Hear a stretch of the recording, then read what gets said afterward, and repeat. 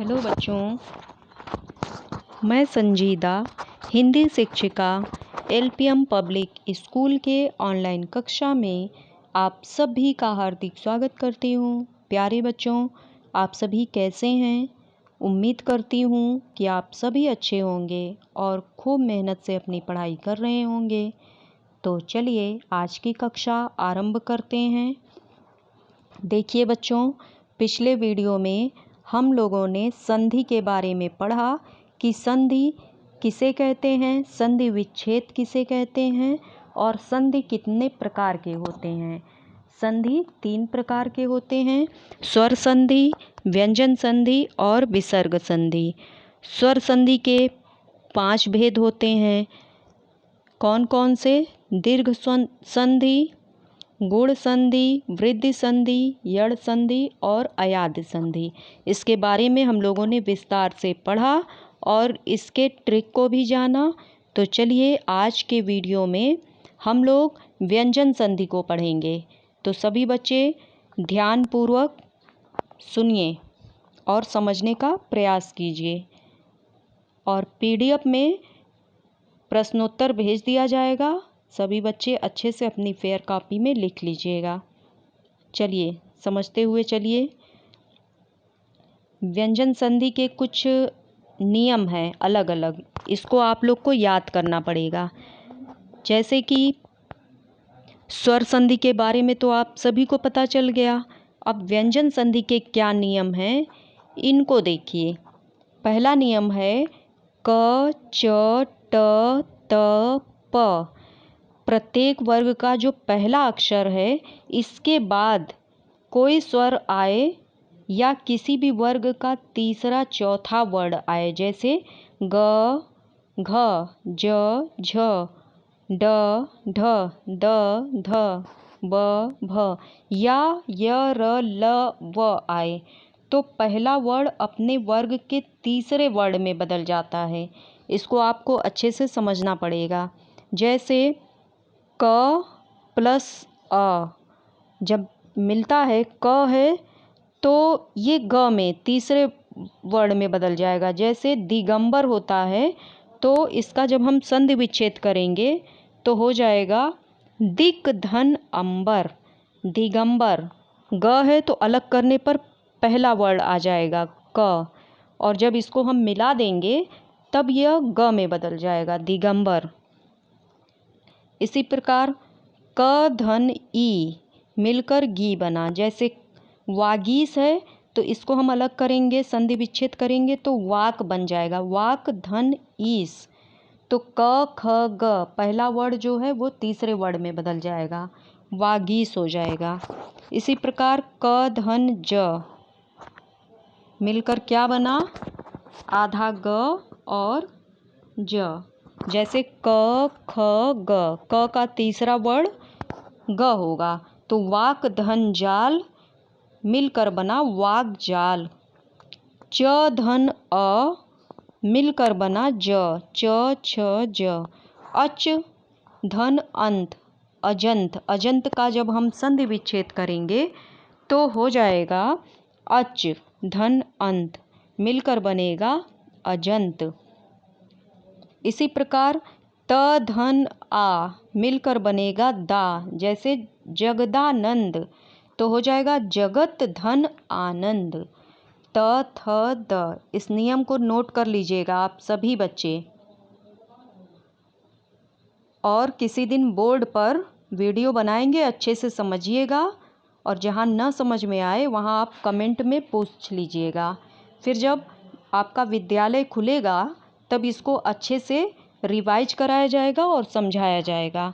सभी बच्चे ध्यानपूर्वक इसे देखें, समझें और लिखें। इसी प्रकार है जगत जाल। तो ज है, इसको जब हम संधि विच्छेद करेंगे तो हो जाएगा जगत धन जाल मिलकर बन जाएगा जगत जाल। उद्घाटन है, द है तो त में बदल जाएगा, त थ द उत धन घाटन। सद धर्म है तो सत धन धर्म सद धर्म हो जाएगा।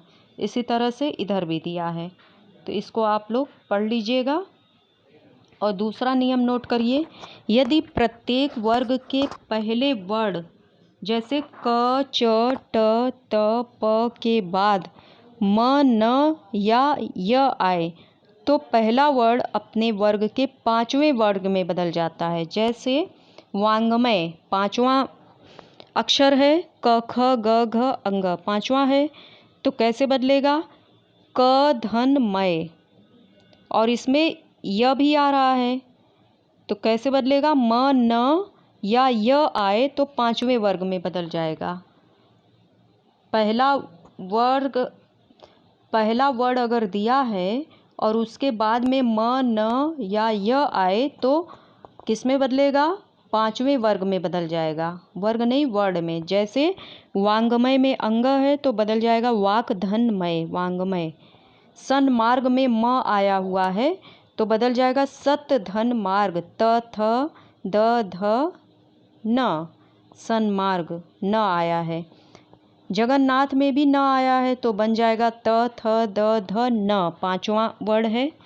जगत धन नाथ, जगन्नाथ। अमय, अमय में प, फ, ब, भ, म तो बन जाएगा अप धन मय, अमय। इसी प्रकार षण्मास, षट धन मास, उन्मत, उत धन मत, उन्नति, उत धन नति। तो ये नियम आप लोग लिख लेंगे अपनी कॉपी में। अब तीसरा नियम है ग संबंधी नियम। त के बाद यदि च या छ आए तो त व्यंजन च में बदल जाता है,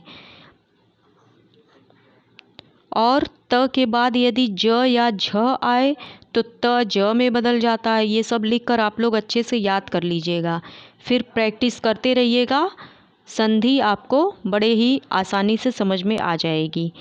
त के बाद यदि ट या ड आए तो त ड में बदल जाता है। त के बाद यदि ल आए तो त ल में बदल जाता है। जैसे त के बाद यदि च या छ हो तो त का च हो जाता है। जैसे उच्चारण, उच्चारण इसको बदलेंगे उत धन चारण। ठीक है, इस तरह से आपको समझना है। अगला है घ वाला, देखिए त के बाद यदि तालव्य स आए तो त का च तथा श का तालव्य स का छ हो जाता है। जैसे उच्छिष्ट, उत धन शिष्ट, उच्छ्वास, उत धन श्वास, और त के पश्चात ह हो तो त का द और ह का ध हो जाता है।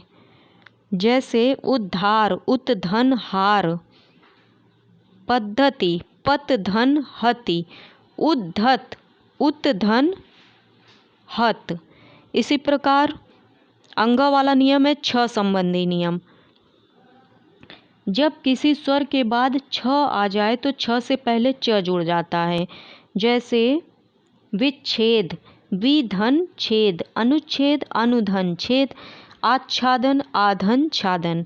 इसी प्रकार म संबंधी नियम है कि म के बाद क से म तक कोई भी व्यंजन आए तो म उस वर्ग के पांचवें वर्ण में बदल जाता है। जैसे क का अंग, च का इय, ट का अड़, त का न, प का म हो जाता है या अनुस्वार हो जाता है, पंचमाक्षर हो जाता है। जैसे संकल्प, समधन कल्प, अहंकार, अहं धनकार, संचय, समधन चय, संजय, समधन जय, संदेह, समधन देह, ऐसे हो जाएगा संदेह। ठीक है, चलिए अगला देखिए। ये तो आपका विसर्ग संधि था, सॉरी व्यंजन संधि था। अब विसर्ग संधि के बारे में भी समझ लीजिए। विसर्ग के बाद स्वर या व्यंजन आने पर विसर्ग के परिवर्तित रूप को विसर्ग संधि कहते हैं। विसर्ग संधि के भी नियम होते हैं। जैसे विसर्ग से पहले आ को छोड़कर कोई अन्य स्वर हो और विसर्ग के बाद किसी वर्ग के तीसरे, चौथे, पांचवें वर्ण आ जाएं तो विसर्ग का र हो जाता है। जैसे निर्धन, निर्धन, निह धन धन, निर्धन, निर्जन दिया है इसमें, दुर्जन, निरीश्वर, आशीर्वाद। एक चीज़ देखिए, आशीर्वाद लिखने में बहुत सारे बच्चे गलतियां करते हैं। तो आशीर्वाद कैसे लिखना है, आ सी वा के बीच में र का उच्चारण होता है, तो इसलिए जो वा है, वा की जो मात्रा है, व में आ की मात्रा, उसके ऊपर हम रेफ र का प्रयोग करेंगे, आशीर्वाद। और इसका संधि विच्छेद होगा तो यह विसर्ग संधि होगा, आसीह धनवाद। विसर्ग का ओ वाला नियम देखिए, यदि विसर्ग से पहले अ हो तथा बाद में भी अ हो, या किसी वर्ग के तीसरे चौथे पांचवें वर्ण या य र ल व में से कोई वर्ण हो तो विसर्ग का ओ हो जाता है। जैसे यशोभिलाषी, ओ की मात्रा है, तो यश धन अभिलाषी, अधोगति, अधः धन गति, तपोबल, तपः धन बल, मनोरथ, मनः धन रथ, सरोवर, सरह धन वर, ऐसे हैं। ठीक है, इसे आप लोग पढ़ लीजिएगा। सिरोरेखा क्या होती है, जब हिंदी या संस्कृत के कुछ शब्द हम लिखते हैं उसके ऊपर जो रेखा खींची जाती है वही सिरोरेखा कहलाती है, मतलब सिर के ऊपर। सिरह धन रेखा, यशोदा, यशः धन दा, तपोलाभ, तपः धन लाभ। ग वाला नियम देखिए, विसर्ग का स, किसी विसर्ग के बाद त या स हो तो विसर्ग का स हो जाता है। जैसे नमस्ते, त है तो इसका विसर्ग संधि विच्छेद आप क्या करेंगे, नमः धन ते, नमस्ते, विसर्ग संधि है। निस्संतान, निह धन संतान, निस्संतान। निधन तेज, निस्तेज। दुस्साहस का मतलब दुह धन साहस, इसका संधि विच्छेद हो जाएगा। यदि पहले शब्द के अंत में विसर्ग से पूर्व अ या आ हो और बाद में क हो तो विसर्ग स में बदल जाता है। जैसे नमः धन कार, नमस्कार। भास्कर का भा धन कर, तिरस्कार का तिरह धन कार।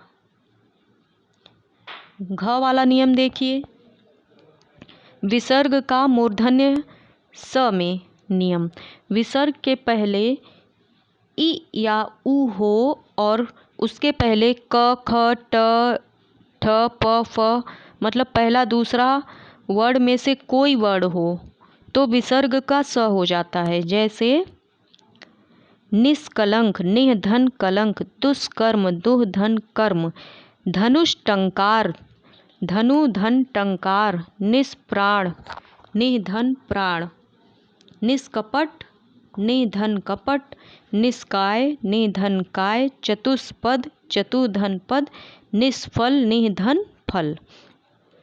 और विसर्ग का लोप, ये वाला नियम देखिए, विसर्ग से पहले अ या आ हो और उसके बाद कोई भिन्न स्वर हो तो विसर्ग का लोप हो जाता है। जैसे अतएव, अतः धन एव। और विसर्ग का लोप तथा पूर्व स्वर का दीर्घ हो जाना, ये नियम क्या है, यदि किसी विसर्ग के बाद र हो तो विसर्ग का लोप हो जाता है तथा उसके पूर्व को दीर्घ कर दिया जाता है। जैसे नीरव, निह धन रव, नीरव। नीरस, निह धन रस, नीरस। समझ में आया? तो अब तक हमने क्या सीखा, वर्णों के परस्पर मेल को संधि कहते हैं। संधि 3 प्रकार की होती है, स्वर संधि, व्यंजन संधि और विसर्ग संधि। 2 स्वरों के मेल से जो परिवर्तन होता है उसे स्वर संधि कहते हैं। जब व्यंजन का स्वर या व्यंजन के साथ मेल होता है उसे व्यंजन संधि कहते हैं। जब विसर्ग के साथ स्वर या व्यंजन का मेल हो उसे विसर्ग संधि कहते हैं। और स्वर संधि 5 प्रकार के होते हैं, दीर्घ संधि, गुण संधि, वृद्धि संधि, यड़ संधि और अयादि संधि। इसको आप लोग क्रम से याद कीजिएगा। और व्यंजन संधि है और विसर्ग संधि है। दीर्घ संधि का ट्रिक क्या है पहले वीडियो में बताया जा चुका है, उस वीडियो को आप लोग देखिए और अच्छे से समझने का प्रयास कीजिए। दीर्घ संधि का मतलब, दीर्घ का मतलब होता है बड़ा, उसमें सब मात्राएं बड़ी आती हैं। जैसे आ, ई, उ, अगर ऐसे कहीं उदाहरण दिख जाए तो आप समझ जाएंगे कि यह दीर्घ संधि है। और गुण संधि में एक एक मात्राएं आती हैं, जैसे ए, ओ और एक अर होता है, री की मात्रा, ये सभी गुण संधि में आते हैं। जैसे महेश है, वनौषध है, महर्षि है, ये सभी क्या हैं? गुण संधि। और वृद्धि संधि में दो मात्राएं आती हैं, अय औ, ऊपर जो दो मात्रा होती है, जैसे एक और वनौषध, ये सभी दीर्घ संधि के उदाहरण हैं। और महोदय गुण संधि के, याद रखिएगा। और यड़ संधि जो है उसकी ट्रिक है य, व, र अगर आए तो यड़ संधि होता है। और उसकी पहचान एक सबसे अच्छी है कि उसमें आधे अक्षर का भी प्रयोग होता है, तो इससे आप समझ जाएंगे कि यह यड़ संधि है। जैसे स्वागत, व के पहले आधा स आ रहा है, स्वागत, तो यह यड़ संधि है। और क्या है जिसमें य आए, जिसमें आधा य आए, जैसे अभ्यास, आधा भ आ रहा है और य आ रहा है, ठीक है, य भी आ गया, व भी आ गया। और र आ जाए, र, जैसे मात्राज्ञा, मात्र धन आज्ञा, तो र आ रहा है, तो ये सभी यड़ संधि हैं। और अयादि संधि की ट्रिक क्या है? अय, आय, औ, आओ आता हो जिसमें, ठीक है। जैसे नयन और नायक, पवन, पावक, नयन में अय आ रहा है और नायक में आय आ रहा है, पवन में औ आ रहा है और पावन में आओ आ रहा है, तो ये ट्रिक है। तो आप सभी इसे अच्छे से, पहला वीडियो भी देखिएगा, उसमें स्वर संधि के बारे में अच्छे से समझाया गया है। और इस वीडियो को भी देख लीजिएगा और बाद में इस वीडियो को हम बोर्ड पर भी अच्छे से समझा देंगे। तो उम्मीद करती हूँ कि आप सभी को संधि वाला प्रकरण अच्छे से समझ में आ गया होगा।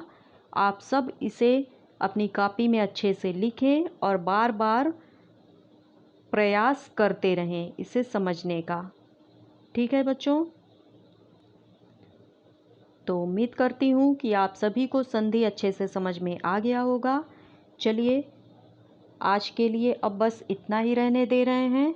आप सभी बच्चे अगर बुक और कॉपी नहीं लिए हैं तो जल्द से जल्द ले लीजिए, ताकि जो वीडियो और नोट्स आपको मिल रहा है वो समझ में आए और आपकी पढ़ाई जारी रह सके।